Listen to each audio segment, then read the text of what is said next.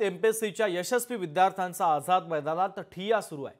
शासनाने अद्यापर्यंत नियुक्त्या न दिल्याचा गंभीर आरोप करत नियुक्त्यांमध्ये होत असलेल्या विलंबामुळे आता या सगळ्या विद्यार्थ्यांनी आंदोलनाची भूमिका घेतली।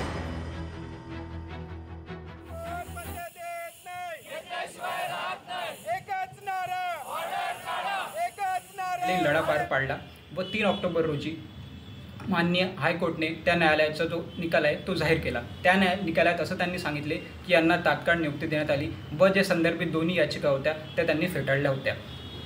आणि त्यानंतर आम्ही कृषी विभागाला अप्रोच झालो। अप्रोच झाल्यानंतर त्यांनी आम्हाला सांगितलं की तुमची नियुक्ती 2 ते 3 दिवसात देण्यात येईल।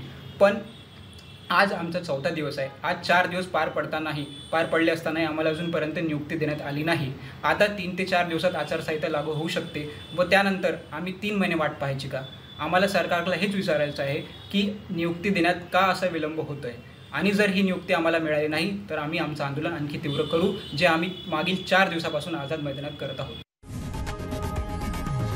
लोकशाही मराठी ऐका, पहा, जागरूक रहा।